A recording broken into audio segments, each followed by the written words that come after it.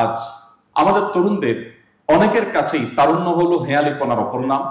তারুণ্য মানে হলো উচ্ছলতা, তারুণ্য মানে হলো উন্মাদনা, তারুণ্য মানে হলো ভোগ বিলাস, তারুণ্য মানে হলো পাগলামি, তারুণ্য মানে হলো আড্ডা, তারুণ্য মানে হলো খেলাধুলা, তারুণ্য মানে হলো কোনো কিছুতে সিরিয়াস না হওয়া। আমরা সেই নবীর উম্মত যে নবী সাল্লাল্লাহু আলাইহি সাল্লাম আমাদের জীবনের এই সময়টাকে আমাদের লাইফের ক্রিম টাইম হিসাবে উল্লেখ করেছেন। আমাদের জীবনের সবচেয়ে মূল্যবান অংশটাই হলো তারুণ্যের অংশটা।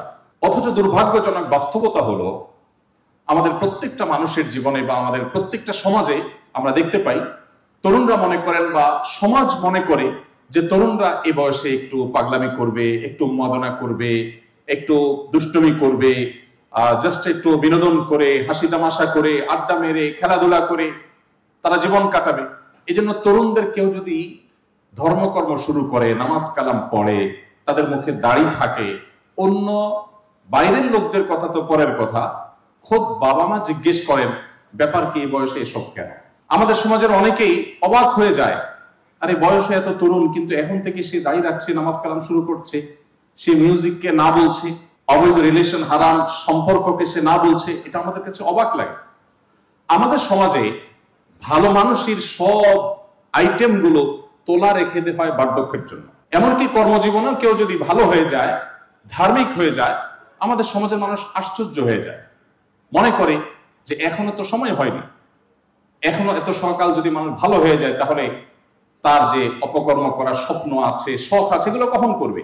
হজ করার ক্ষেত্রে অনেককে দেখা যায় যে বার্ধক্যের জন্য অপেক্ষা করে, কারণ তারা মনে করেন যে অল্প বয়সে, বিশেষ করে তরুণ এবং শক্ত বয়সে যদি হজ করে ফেলে, হজ করার পর আর কোনো খারাপ কাজ করা যায় না। তো হজ করে ফেললে যদি আর কোনো খারাপ কাজ করাই না যায়, দুনিয়াটাকে এনজয় করা না যায়, তাহলে হজ করলে তো মুসিবত। এই জন্য হজটাকে তোলা রেখে দেয় বার্ধক্যের জন্য, যে বুড়ো বয়সে হজ করে একসাথে ফেরেশতা হয়ে যাবে। অথচ কোরআন হাদিস বা ইসলামী জ্ঞান নিয়ে আমার যতটুকু ইসলাম জ্ঞান সম্পর্কে জানাশোনা আছে, আমি কোথাও পাইনি কোরআন হাদিসে কোথাও এই কথা বলা আছে যে হজ করার পর আর কোনো অপকর্ম করা যাবে না। এই কথা কোথাও লেখা নেই। অপকর্ম হজ করার পরেও করা যাবে না, আগেও করা যাবে না। তো তারুণ্যের এই সময়টি এত গুরুত্বপূর্ণ, নবী করিম সাল্লাল্লাহু আলাইহি ওয়াসাল্লাম বলেছেন আল্লাহর কাছে কিয়ামতের ময়দানে বিশেষভাবে জবাবদিহি করতে হবে প্রত্যেকটা মানুষকে, ওয়ান শাবাবিহি ফিমা আবলা। তোমার তারুণ্যকে তুমি কি করে কাটিয়েছো সেটা বলো।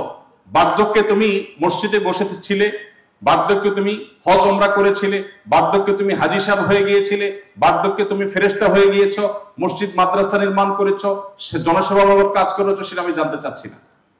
তার চেয়ে ইম্পর্টেন্ট প্রশ্ন হলো তোমার তারুণ্যে তুমি কি করেছো। তুমি কোনো মেয়েকে টিজ করেছো কিনা? তুমি কোনো রিকশাওয়ালাকে, বন্ধু বান্ধবদেরকে সাথে নিয়ে মাস্তানি করেছো কিনা? তুমি কোনো অন্যায় অনাচার করেছো কিনা? তুমি সমাজে কোনো অপরাধ কর্ম সংগঠন করেছো কিনা? তুমি যৌবনের উচ্ছলতায়, যৌবনের উন্মাদনায়, অপরাধের অন্ধকার জগতে কখনো মুহূর্তের জন্য হারিয়ে গিয়েছিলে কিনা? এই প্রশ্নের উত্তর দেওয়া ছাড়া কোনো মানুষ আল্লাহর কাছে কিয়ামতের দিন দুটি পা নাড়াতে পারবে না। এজন্য আপনাদের সবাই বয়সে তরুণ হওয়ার কারণে আমি মনে করি জীবনের সবচাইতে ক্রিম টাইম, জীবনের সবচাইতে মূল্যবান যে অংশ তারুণ্য, সেটি আপনারা পার করছেন। এই সময়টাতে কোনো হেয়ালিপনা নয়, এই সময়টাতে আমাদেরকে সিরিয়াস হতে হবে। আল্লাহ আমাদের সবাইকে সে তৌফিক দান করুন। আস-সুন্নাহ ফাউন্ডেশন, উম্মার স্বার্থে, সুন্নাহর সাথে।